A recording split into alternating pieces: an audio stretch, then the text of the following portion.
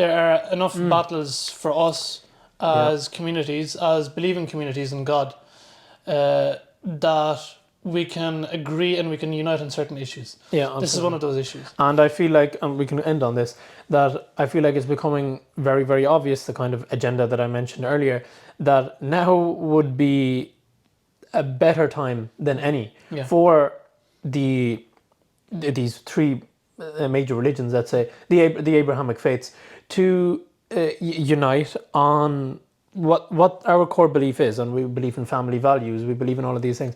And a lot of those things, a lot of those core beliefs are very clearly under attack in a lot of places, and especially in the West.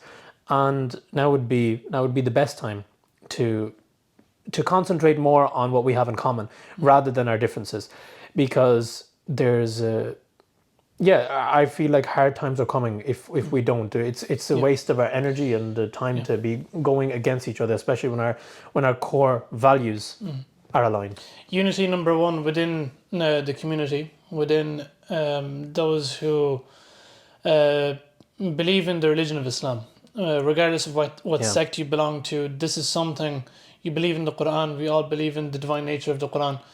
We can all get behind this. We can all stand behind this, and we can all unite on these issues that we all agree with. Not saying that people get emotional about this, that, so should we neglect all the issues that we have, all the differences that we have? No, continue to have those conversations. There's certain things that we disagree within, between the different sects. Fine, have those conversations. But know when the place is, where is the place, and when is the time for those conversations.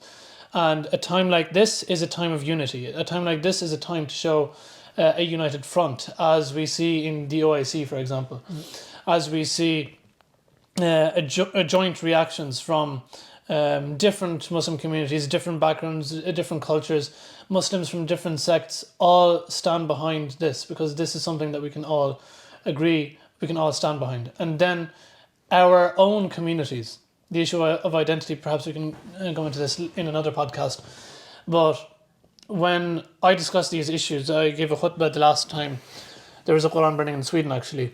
I gave a khutbah about this, how should the Muslims react, which many of the points that we discussed here was what I mentioned. And I tend to think of it as I think this is beneficial that we do, so that we first look at it as an individual. What can I do? What should my personal reaction be to this? Then as a family, I mean as a community, as the Muslims, what should we do? And then we look, quote unquote, outside, because we live in Ireland, for example. We're part of the culture, we're part of the society. We might have children. I was born in Ireland. We are part of the culture, so this is our country. This is our society. And so we talk to our own people in that way.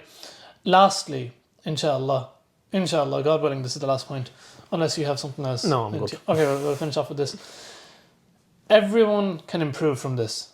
This is a learning opportunity for all of us.